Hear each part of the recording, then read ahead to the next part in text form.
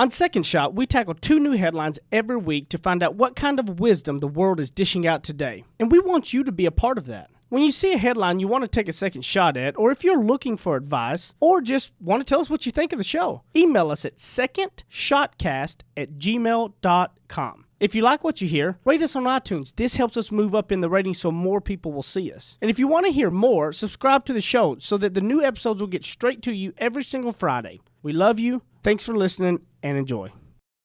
There's a lot of news in the world today. News that might surprise you, startle you, upset, or maybe impress. News that's not always for the faint of heart. That's why the man who failed his way to success, Heath Oaks, is stepping up. Tackling today's headlines with ignorance on fire in a way only a millennial mogul can. Take off your sport coat, grab a beer, and enjoy the conversation. This is Second Shot with your host, Heath Oaks. For those of you that have read my book, Ignorance on Fire, and you get a special treat today because the man, the myth, and the legend, Scott, that I talk about in the book is here with us. What's up, Scott? Not much. Great to see you. He actually is a real person. The Scott is not a made-up name in the book. It's a real-life deal. We got Zach here. What's up, buddy? How's it going? Yeah, we're in the control room, oddly enough. Yeah, it's strange. Zach decided that move out of, leave us peasants out here, and he gets to go in behind the nice little glass wall, and he wants to separate himself from us. So now he's a big wig. We got this big fancy studio, and Zach's just big wigging us now. I want you to know, Matt is having lunch, and for the next episode, if we get him around, I want to sit in there. I do, yeah, because that's exactly how I feel. I feel like I'm in here. How dare I'm Matt have lunch? How dare? Yeah, exactly. How dare? During this show. Who has lunch? During Second Shot? Lunch is BS.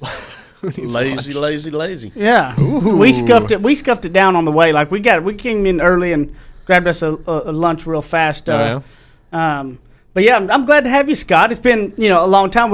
Scott and I go way back, and Scott is in Kansas City, runs an agency up there, and been he was in the insurance game for probably a decade before we met, but it was about the same time I was 19, 20 when we met. Driving a big old Chevy truck. There's a Ford truck. big black one, rolling smoke, baby. Rolling into Three Forks. Yes, I'm Rolling into Three Forks. Absolutely. I was one of the first nights we met. Yeah. They're Bentleys, Mercedes, and Oh, then yeah. you got this big black jacked up F-250. And I think I was driving a Plymouth Horizon or something like that myself. Probably a Ford Taurus. I mean, pretty Ford Taurus. Yeah. Nothing wrong with a Ford Taurus. It's a good car. Hey, come on now. Yeah.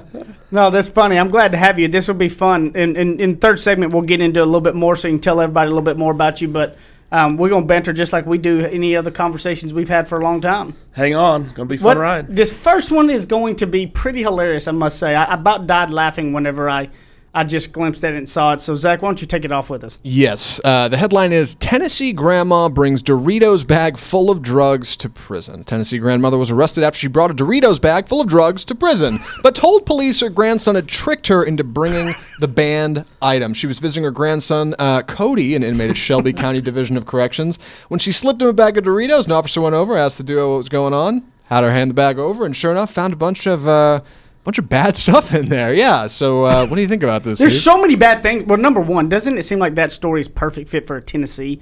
If that happens, don't you think that's Tennessee, right? So why's it got to be Tennessee? I don't know. Just something about it goes, you know what? Of course it would be Tennessee. Right. You know, I grew up in Arkansas, so. That's worse. And I can say that because I'm from East Texas, so it goes the same way, right?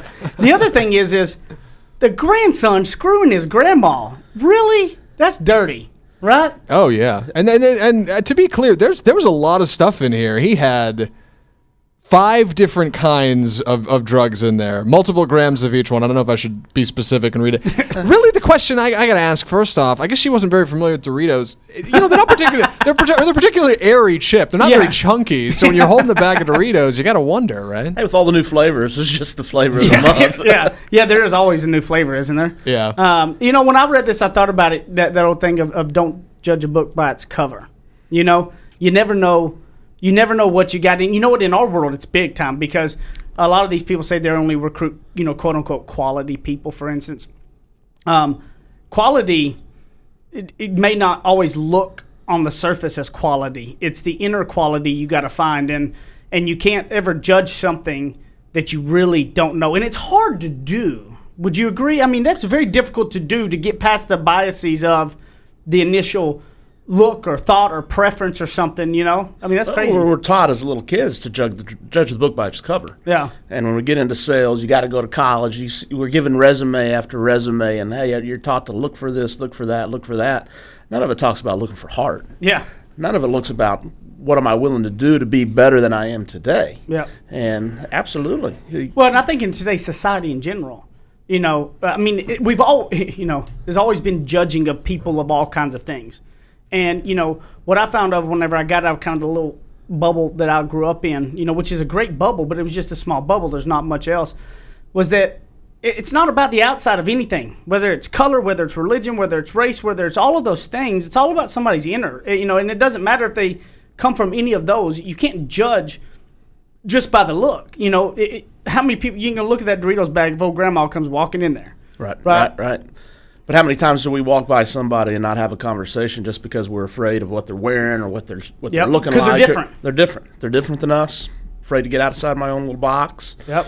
And it could shock you once you get to, I mean, we talk about it whenever we started together. I was 20 years old, 19 or 20, and I may have looked 12. I mean, let's be real. 12. You know what I mean? I had diapers that I was about to put on you Yeah. after dinner from my little baby that was in the car. Yeah. It's like no joke. I mean, I literally looked like a kid. And I mean, I was a kid, and I looked even younger.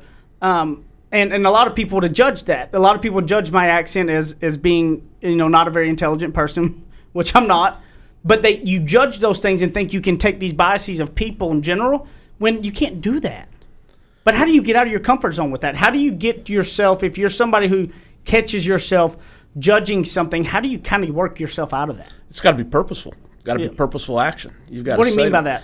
You've got to literally go into a day saying, "I'm not going to read the book by its cover per se." Yeah. But you've got to be purposeful. That, you know what, I'm going to initiate a conversation with this person at the coffee shop next to me, even though they look a little bit different. Yeah. And they may have been there month after month after month. Yeah. And you're afraid to say something to them, or they look a little bit different. I think you've got to make it a purposeful action so that you can then see the benefit behind it. And all of a sudden it opens up conversations that you...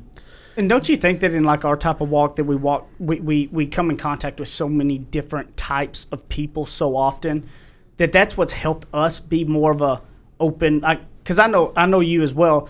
I'm an open book myself. I mean, I literally have written a book almost about all of it. Okay. But second is that I don't, you know, there are people I like and don't like, yes, but it's after I get to know them to see if I like them or don't like them. They give me a reason after it or not. And I think that if we would take more time to, just because maybe you're a Democrat, maybe somebody's a Republican, just because they're Republican and you're Democrat saying, oh, I don't like them, why don't you get to know them? You probably have a lot more in common than you think.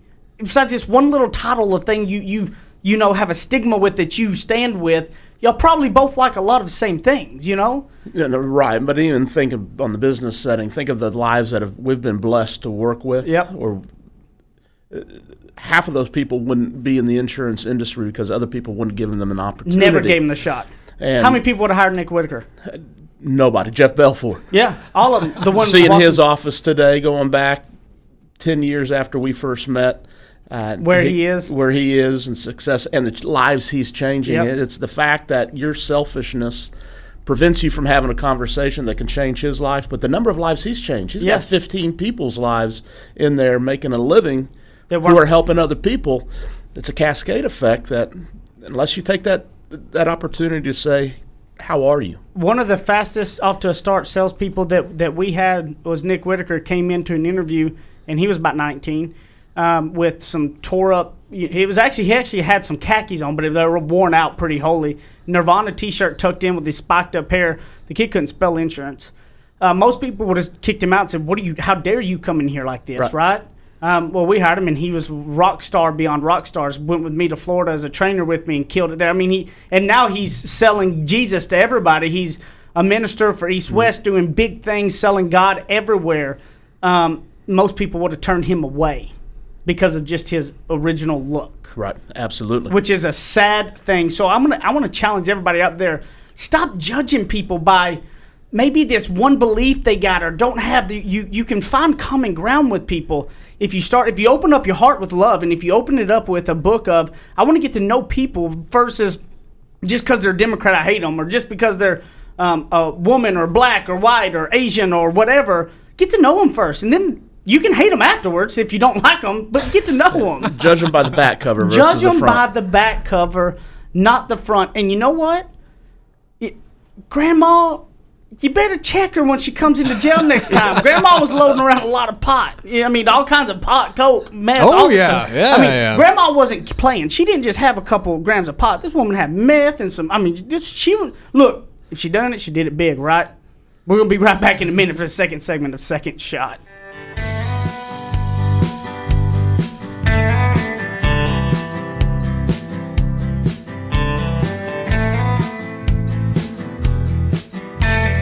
He's a suit and tie kind of guy with deep Southern roots. Heath Oaks hosts more of Second Shot coming up on RNCN. You guys have been listening to Second Shot and hearing us talk about it. You need to go pick up my book, Ignorance on Fire, A Journey of Failing Your Way to Success. You can get it on Amazon in a paper book. You can also hear this beautiful voice of mine in audiobook style on Audible or anywhere you're going to get your audiobooks. Guys, this book took a lot of time to put into it, and I believe it can really be some life-changing stuff to help you on your path to success. And hopefully you're going to fail your way to success just like I did. Ignorance on Fire, A Journey of Failing Your Way to Success. Amazon.com, Audible.com, audiobooks, paper books, everything. Get it, share it with your people, and I appreciate it. Thank you, guys. Go pick it up today.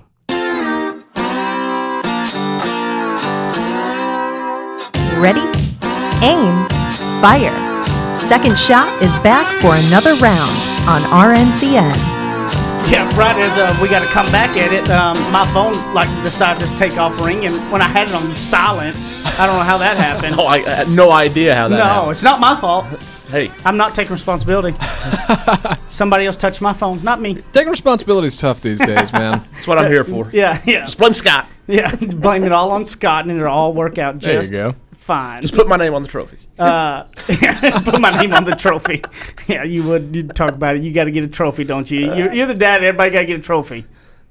Oh, it's there's some dads out there like that. I got a 10-year-old playing ball. Yeah. No, I want my kid to feel the pain of losing, Yeah. which she won't because she's going to be a rock star and never lose. Oh, I'm just kidding. Joking. Ha-ha. Funny. Calm down, everybody. hey, don't change that mentality. Don't Calm change down. that With the mentality. lowest lows come the highest highs, Yeah. right? That's what it's all about. Yeah. Yeah. Now, this next one, I think I just got pure joy in my heart when I saw this video. I literally think it was just such a joyous, awesome moment for me because I just loved it. I thought it was the best thing in the entire world. Well, you must have relived a lot of your childhood. Now, through mine this. were beatings. I know your dad. Yeah, exactly. Yeah, I wish my dad would have made me run. Hey, that reminds me. I want to ask you about this. You said beatings. When I was a kid, I got a belt. You had Yeah. a switch, Oh, yeah, I did too. paddle. What'd you get? Belt. Belt? Yeah. I was a belt kid. Yeah, Yeah, that I was was a belt me. kid. Didn't Yeah, I take was- many of those. Yeah, I was sharp. Oh, it took a lot for me. No, we got a paddle ball every birthday, every Christmas. That ball was gone before too long. Exactly. Oh, Turned right dear. into a paddle. So the reason we're talking about all this because this next headline relates perfectly with it. All right, yeah. The headline is Dad Under Fire After Forcing His Bully Son to Run to School in the Rain. As a parent, it's your priority to ensure that your child is raised right. In order to do so, you can't be shy when it comes to punishing bad behavior. Of course, no parent wants to be strict with their child, but sometimes it's necessary for the greater good. When his son was kicked off the school bus, this dad, there it is, knew he needed to educate him on how to behave correctly. So, in order to better educate his son, who he found out was a bully, this dad had his son run to school before Pouring and down after. rain. Yeah, pouring down rain in Florida to teach him a lesson. And he filmed it and put it on Facebook. And it picked up some steam. A lot of people were talking about it. And we wouldn't be doing our jobs on Second Shot if we didn't cover this story. I agree. So, I yeah. agree. This is one you has to be. And the headline was Dad Under Fire. Some people were actually mad about this. It's unbelievable. Is that not shocking? I'm standing up on a chair, applauding anything I can. Look, because he had the guts to do what's right. it was only like a mile and a half too. And number two, it was. It's track season too. Yeah, I mean, look, yeah, exactly. Well, that kid's gonna be good. That kid's gonna be good before it's said and done. And the other thing is, it wasn't one time. The dad said the son had got in trouble with it all, and he goes, "I'm putting a stop to this." And you know what? Now that son come walking there drenched in rain and stuff every day and sweating with it, I'm like, look, this is actually a healthy option. This is much better than getting beat. I mean, my dad got belt after me. You know, now that's what I needed. I know I did. I deserved every whooping I got, and I'm not scarred for it at all. Okay, I think I'm actually more of a I'm a halfway decent human being because of that. Oh, absolutely, absolutely. And this kid will be the same. Yes. Sometimes as a parent, you got to shock your kiddos to get them to listen for a second, get off the iPads, get off the PlayStations, to take a look and say, hey, there's something wrong with this. Hey, and what's wrong with this? He's getting exercise. This should be the most, I was thinking when I saw this for the first time, I was like, oh, perfect. There can't be a single person be mad about this.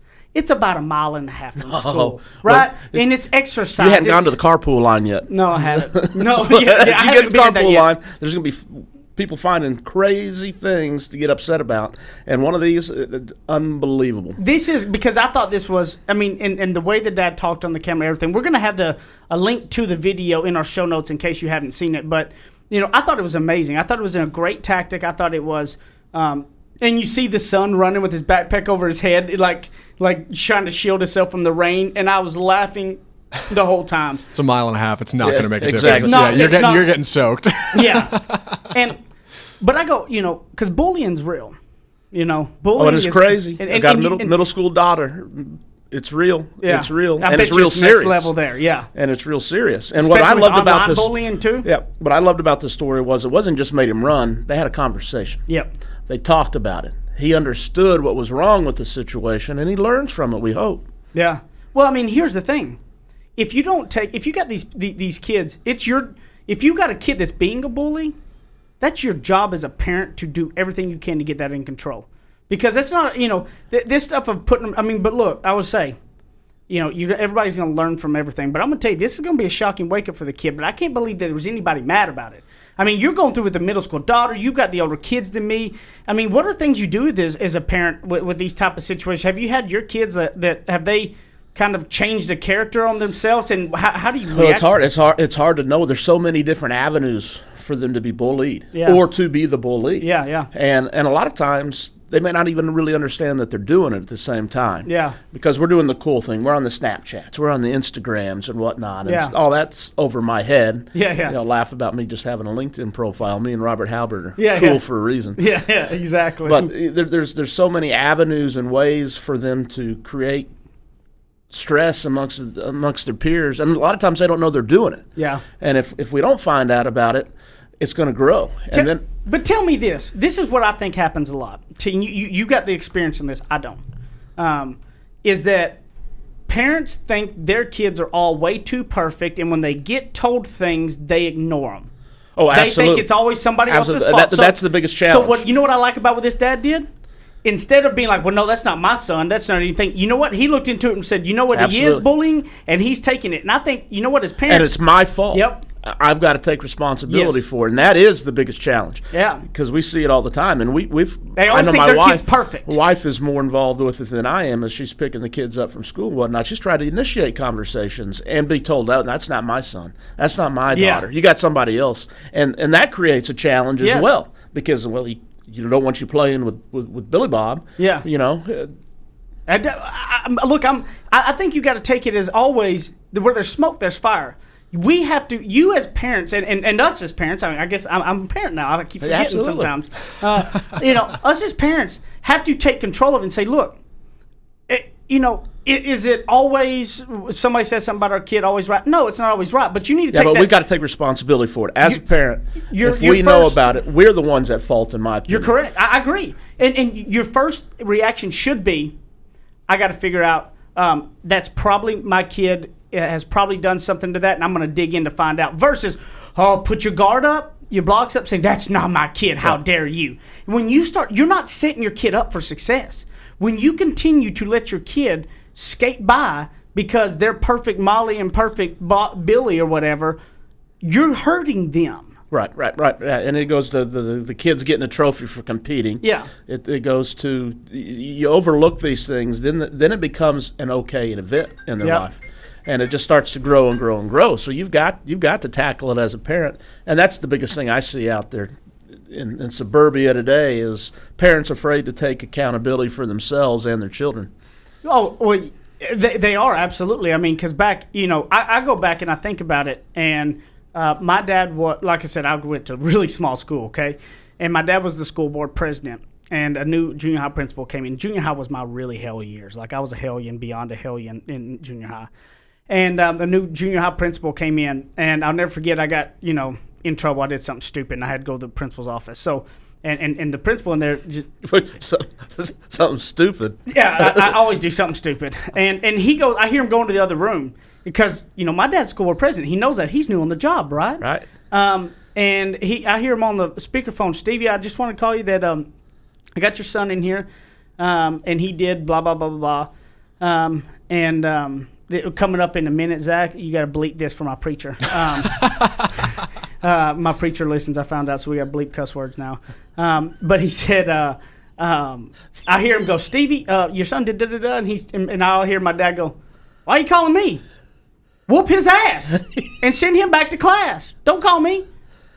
Okay. Yeah. And come in there, it's like he was scared that he was gonna have to walk on eggshells. My dad was like, no. Yeah, and how's it changed you today? Oh, I believe that I am. I believe that I am on the upper end of the scale of a good human. I don't. I definitely have many flaws, but overall, I feel like I'm. But even as a leader, yes. One thing that always strike me, Yep. and something I've learned from you is.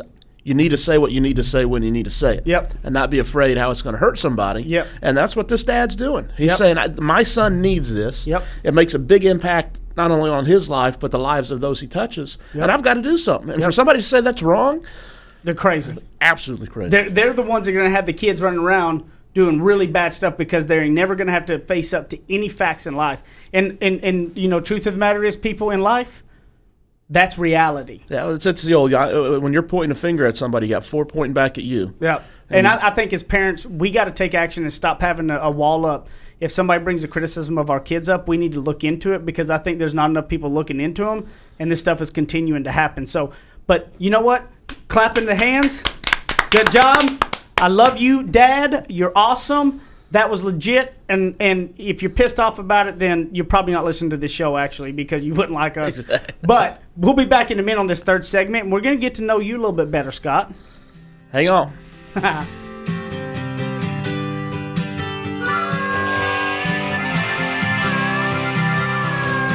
Now that's what I call ignorance on fire. More of Second Shot with Keith Oakes still to come. Hear ye, great news for all of you guys. Colonial Life is hiring some salespeople from all over the country. No matter where you are in the United States of America, if you're looking for a sales career, if you want to just learn more about what Colonial Life does, send an email to mbeltran@coloniallife.com, mbeltran@coloniallife.com. We'll get you set up with the right people you need to talk to and see if you're going to win that job. If you're in the Metroplex area, great. If you're in St. Louis, great. We're going to have office there for you. mbeltran@coloniallife.com and change your career today. Kick off your boots or suit up. The choice is yours. Welcome back to Second Shot on RNCN. Now, Scott, you know that's me. That's my recording me playing the guitar. Yeah. Pull my left leg and plays Jingle Bells. Man, I was hoping I could really trick you, like thinking maybe since we hadn't seen each other in a while that I've learned the guitar and it would trick you and you would think it and believe me. Flying airplanes, playing guitars. I do fly airplane. I'd rather listen to you play the guitar. Yeah, but you don't want to get in the plane with me? Not yet. Oh, Scott, that's wrong. I'd fly with you, not. Yeah. Did you ever get with Joe? Did you ever fly with a guy we know that got me into flying? Fernandez, Joe Fernandez. No. He was the one who got me into flying. I hadn't been on many small planes, but one of the first experiences was a little corporate jet. We're flying to a meeting down in Orlando. Yeah, because that Scott's kind of a big deal. He flies around the corporate jet and all. Just nonchalantly throws that out there. Oh, the corporate jet. Exactly. Yeah, no big thing. We've had some highs and lows, and this was No big one of deal. the bigger highs. But there are two corporate jets and two sets of us leaving, and we're supposed to leave first. We did, and they said minor challenge with the airplane. And so the other one takes off. That's always really nice to hear. And they say, "Well, we're going to go ahead and do this, but we can't fly to Columbia because we got to be at a lower altitude. So we're going to fly real low into Chattanooga, get the plane fixed after you've flown from Orlando to Chattanooga, Tennessee." And yeah, that was a fun ride. Knowing you're on a plane that's got to get fixed going somewhere, that can be interesting. Just a minor challenge. So, as guys, you know, the third segment, we typically will take emails and all. And again, it's secondshotcast@gmail.com. Any ideas, tips, or just thoughts or headlines you see or anything like that, feel free to send it to us. Secondshotcast@gmail.com. But on this third segment, since Scott's new to the show, I want Scott to kind of tell a little bit of, so you guys get to know who he is, tell his story and where he's been and what he's went through and where he is now, and we'll kind of dig into some of that. So anchor away, Scott. Wow, where do I start? I'm going to end with the corporate jet and start with walking uphill both ways. With no shoes on your feet. With no shoes. And no, it's been a fun ride, How long have we known each other? About 10 years now or so. Yep. And, really a lot of my experience in learning how to work with people and systems and things. I'm a systems guy. Had the opportunity to work with Oklahoma State Athletics. Worked with football and basketball and baseball programs there. We're around but a lot. But you graduated in Dallas, right? Yeah, I grew up Plano Senior High many moons ago. I think when I graduated, you were probably literally still in diapers. Probably. And so I'm the old man. It's nice being around you because everybody thinks I'm younger than I am. Yeah. Now the gray hair is starting to show up. Not so much anymore. The gray hair makes you. Yeah, but fell in love, moved out to Arizona, and was working. You were at LSU, but you skip over that part. But you were doing a lot with the baseball team, right? I did. Actually lived in the baseball stadium for a time. Worked with the baseball program there. Was around a lot of great folks. There's a lot of good people that went on from there playing big-time ball. Tom Holliday was the head coach at the time, so Matt Holliday, who was with the Cardinals forever, is now with the Yankees, was going through high school at the time. His brother was an All-American for us, the head coach, John Farrell, who's was with the Red Sox as their manager, won a World Series. How long did you actually live in the stadium? A little over a year. Now, Zach, can you tell me that's not pretty cool? Zach doesn't care anything No. about sports. But it would be pretty cool. You said that earlier, and all I could think was like, well, that must be like a turn of phrase. You didn't actually live in the stadium. You actually lived there. I had a little room in there. I had a dog at the time as well. A dog in the stadium? Had a dog in the stadium, and acted like I went to school, but I was having a lot of fun. And got to see a lot of places and learn from some incredible folks. I mean, we had all Hall of Fame coaches at the program, and what was always amazing to me, we were a top 10 program year after year, went to the World Series with them multiple times, but how systematic they all were. So you know me, I'm known as a systems guy. Yep. And I was always taught if you have a system, you're going to have repeatable results. Yep. You throw dynamic talent into those systems, you're going to have exponential results, exponential growth. And went out there and to Arizona, following now my wife of be 19 years here in July. Well, congrats! That she's put up with me for that long. We've only had one fight, waiting for it to end. That was good. We had a good run, honey. That was good. That was good. And one day got a call out of the blue from a guy wanting me to get an insurance. Cold called out of a phone book. Yeah. And selling individual life insurance door to door. Individual life door to door, and thought, you know what? I want to better myself. What's the worst thing I can learn, right? Yeah. And gave it a go, and had a little bit of success there. Moved back home to the Dallas area.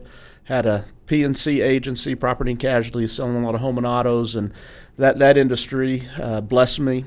We grew, but had some thread of discontents, and then we kind of hooked up as had a common manager and became friends, and then decided, hey, let's get together. And it was really as we got together, the thunder and lightning took off, and we made some things happen. But after that, obviously, you went out to Florida. It moved me out to home office, and was there about a year and a half, and then got back to the field.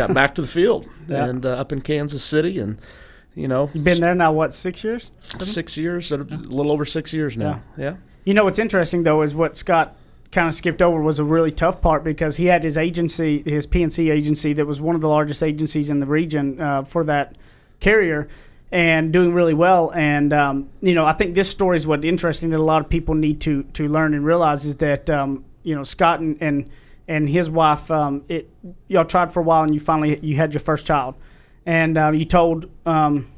What was the second? It was our first. Yeah, it was the first. Okay, so it was the first, and you told the manager, the person with that carrier, because you owned your own agency, but it's like a franchise. So told him, said, look, I'm basically going to take about a month off, because I want to, we weren't going to have kids, we're having one, so I'm going to be there with my wife. Absolutely. And what did he come in and tell you? Well, I'm a business planner, right? Yeah. We always have a write things down on paper, what we're going to do, when we're going to do it, measure the results, and we spent, goodness, at that time 6-7 years building a nice agency, making far more money than I ever thought I would. Yeah. And finally we're able to be blessed, and we went through some challenges and had lost one along the way as we were trying to get that done, an emotional process. Yep. And we're blessed with our daughter, and went into that year saying, I'm not gonna do the nights and weekends for about 6 months. I need to be there to change the diapers. This may be the only opportunity we have. You've sacrificed yourself to get to that point, to make this kind of income, to have it rolling so that you could do this. Absolutely, because in that world, if you're not spending 4 or 5 nights at a kitchen table in an evening, you're not going to be growing your agency. And at the same time, I was willing to sacrifice so I could do those things and be there at the house. And who knows if we'd have another opportunity. And we're about 2 months in. I was getting an audit on my security side of the business, just a routine deal. And manager came in, threw the numbers down on the table, and said, "How do you sleep at night with the amount of money you're making right now?" Which was really, like would be shocking money to anybody else. It was good money. Yeah, totally. But kind of tell him can he sleep at night because of the money he's making. Right. And the end of it was I hadn't written as many life policies. Well, yeah, you were taking care of your wife and kid. He didn't qualify for a trip, and it was my fault. Yeah. And that changed the way, how it impacts me today. Is my goal is to help somebody reach their personal goals. That's my whole responsibility, is understand what they want, help them to get there. And when we do so, they're going to be happy. I'm going to be happy. Because that guy was looking out for his own interest, really pissed you off enough, and you said, I'm out. You sold your agency, the other guy, and then Scott and I both at the same time went to work, got contracts through this guy in the insurance world. It's like a franchise almost thing, and screwed us both. We were still some scars today. Yeah. That's definitely in the book, right? And, It goes on fire. I remember that. And it was much more detrimental to somebody like Scott because he had a wife and kid. Me, I didn't. So losing everything and sleeping on friends' couches wasn't, it was just me. Didn't hurt as much. It didn't hurt, but at the same time, we wouldn't be who we are today had we not gone through that process. And we wouldn't have met. Absolutely. And Scott and I came together, like you said, as thunder and lightning, basically. And with Scott, I learned the systems and the processes, because Scott will tell you I was a complete raw talent. I was a raw, unorganized, but I could wing it. Yeah, well, and you need that. And I needed more of that in my life. But I needed more structure. Right. And that's why it was so perfect, because Scott taught me structure. Yeah. Scott taught me how I could do things to help repeat it myself versus not being able to. Yeah, take it from going accidental. Yeah. Into yeah, absolutely. Again, purposeful actions.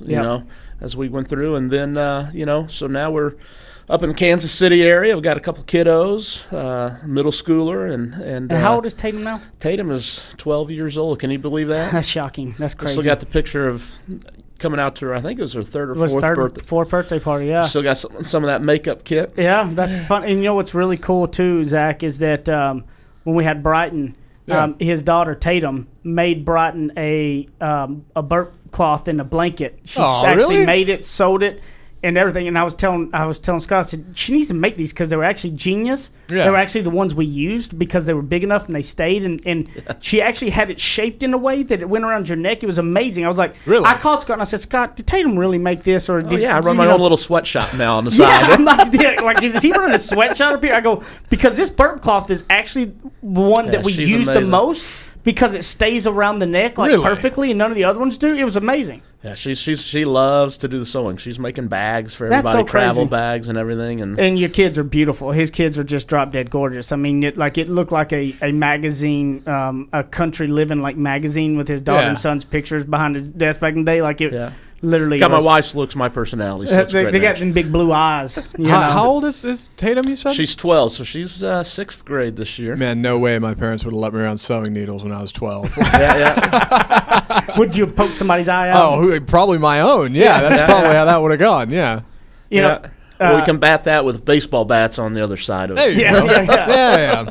yeah, Work well, out that aggression. I'm just glad you got to come in and we got to see each other, hang out some for a little while, coming in visiting this family and stuff. And one of the good things is that we're going to have you on the next episode as well, I believe, and you know, and get to know you some. But it's crazy how the journey can go. You know, to and fro. We were talking about it the other day on the way to home office. One time I didn't have my hair done, and Scott looked at me and goes, "Oh my God, you look like a 5-year-old kid now." And 6 months of not shaving, had a little peach fuzz. You can almost see on bit film. of peach fuzz, yeah. So that's why when I could actually grow a beard at 29, I actually grew it and kept it because I could never do it. So, Right. I guess it'd be like a Robert Halbert here, but where can they find you at on social media? LinkedIn. Scott Wintry, Wintory, LinkedIn only because he's like Robert and they don't like to be social media at all. Glad to have you, buddy. I appreciate It's been the fun. invite. Yeah, and look me up at Heath Oaks at Ignorance on Fire as always. Send us email, secondshotcast@gmail.com. Share it with your friends. Leave us a rating review. We need your help in that area. Secondshotcast@gmail.com. Love y'all. See y'all next time.